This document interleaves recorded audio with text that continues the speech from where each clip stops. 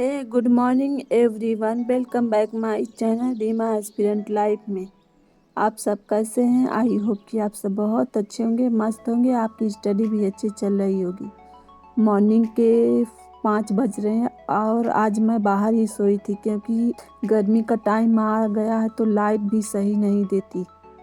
रोज़ दूसरे तीसरे दिन आंधी तूफान आ जाता है जिस वजह से लाइट ख़राब हो जाती है। इस टाइम बहुत गर्मी पड़ रही है, घर में सोने पर बहुत गर्मी लगती है और बाहर सोने पर ठंड लगती है। अब मैं अपने बिस्तर समेट ली हूँ, अब लेके घर में जाऊँगी, इसके बाद अपनी स्टडी स्टार्ट करूँगी। मेरे पास पढ़ने के लिए 1.5 घंटे अभी बाकी हैं। सुबह के टाइम बहुत कम टाइम मिलता है क्योंकि बहुत जल्दी सुबह हो जाती है। मैं इसलिए अपना टाइम ब्रश करने या गर्म पानी पीने में नहीं वेस्ट करती, डायरेक्ट जाकर पढ़ने बैठ जाती हूँ। 1.5 घंटे में 15 मिनट तो ऐसे ही चला जाता हूँ। जब पढ़ के उठती तभी मैं ब्रश करती हूँ और गर्म पानी पीती हूँ। मैं अपना first study slot GK GS से स्टार्ट की हूँ। इसमें मेरा टॉपिक अनुच्छेद है। अगर हम टीचिंग लाइन में घुसे हैं तो हमें और भी आगे एग्ज़ाम देखना पड़ेगा। एक एग्ज़ाम को लेके तो हम नहीं बैठ सकते, इसलिए मैं जीके जीएस की तैयारी करती हूँ। इससे मेरा आगे जाके जो है बर्डन थोड़ा कम रहेगा। जीके जीएस की तैयारी अगर करनी होगी तो अगर आप लोगों में से किसी को भी जीके जीएस पढ़नी है तो वो पढ़ सकता है, नहीं तो अगर बस होम साइंस पे ही फोकस करना चाहता है तो होम साइंस ही पढ़े। 1.5 घंटे की स्टडी के बाद मैं आ गई हूँ अपना खाना बनाने। एक लोगों ने कमेंट किया था कि हर कोई ब्लॉग खोल के बैठ जा रहा है, बस सब एक्टिंग कर रहे हैं और पढ़ाई तो कर नहीं रहे हैं। ये सब सुन के मैं थोड़ा सा डिमोटिवेट हो गई कि अब नहीं डालूंगी ब्लॉग, छोड़ दूंगी, अब नहीं करूंगी, बस अपनी स्टडी पर ही ध्यान दूंगी। फिर मैं देखी कि मेरे व्यूज़ और सब्सक्राइबर दोनों बढ़ने लगे तो फिर मुझे एक अलग एनर्जी मिली कि फिर से वीडियो बनाऊं। कोई भी किसी को नहीं जानता कि कौन इंसान किस सिचुएशन में वहाँ रह रहा है और कैसे रह रहा है। बिना जाने सुने दूसरों को जज करने लगते हैं। हर लड़की को अपने करियर पे अब ध्यान देना होगा, अगर नहीं जो ध्यान देगा तो सिवा पछताने के कुछ नहीं बचता आगे जाके। पहले के समय में अक्सर देखा जाता था कि लोग लड़कियों की शादी करने में जल्दबाजी करते थे, फिर चाहे वह पढ़ लिख कर कितना भी बड़ा मुकाम हासिल कर ले। उस टाइम ज़्यादातर लोगों का मानना था कि अगर लड़की शादी करके घर की देखभाल, बच्चों की देखभाल कर रही तभी उसका जीवन सफल और खुशहाल बना रहेगा। लेकिन अब समय बदल चुका है। लड़कियां शादी से ज़्यादा अब अपने करियर पर ज़्यादा से ज़्यादा ध्यान दे रही हैं। 20 या 20 से ज़्यादा की उम्र में शादी करके आपको कुछ हासिल हो या ना हो, लेकिन अगर आप अपने करियर पर फोकस करेंगी तो उसमें ज़रूर सक्सेस होंगी।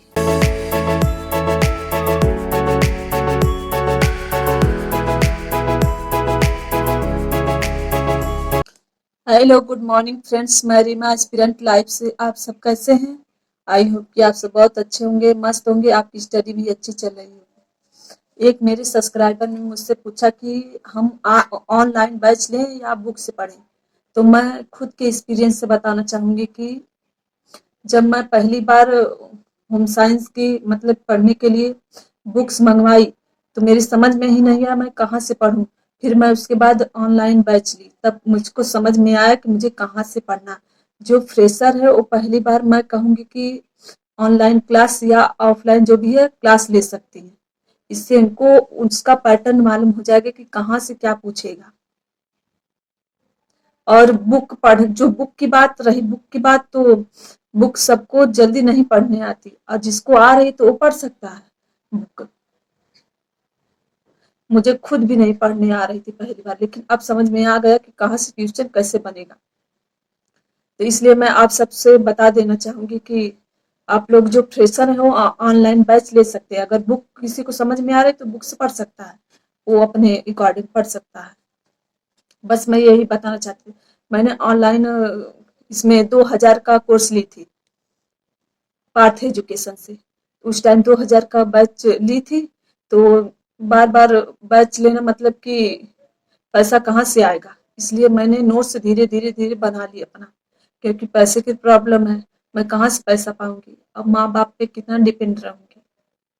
इसलिए मैंने धीरे धीरे करके जो जो भी नोट्स था वो पूरा कंप्लीट कर लिया। बस अब बुक से मतलब जो एक्स्ट्रा चीजें अगर पढ़नी है तो बुक से पढ़ूंगी। बस मैं यही आप सबसे कहना चाहूंगी, आप लोग जो समझ में आए वो कर सकते हैं। अगर किसी को बुक समझ रहे बुक से पढ़ सकता है, ऑनलाइन नहीं समझ में आए तो ऑनलाइन बैच ले सकते हैं। ठीक है, चलिए स्टार्ट करते हैं अपनी स्टडी। मैं मैं अब जा रही हूँ अपना नेक्स्ट स्टडी स्टार्ट करने। इसमें मेरा होम मैनेजमेंट रहेगा और इसमें चैप्टर रहेगा बजट। होम मैनेजमेंट में बजट चैप्टर बहुत ही इम्पोर्टेंट चैप्टर है। इसमें से ज़रूर क्वेश्चन पूछा जाता है हर साल। वैसे बजट तो 3 प्रकार का होता है, लेकिन दूसरे बुकों में 8 प्रकार का बताता है बजट।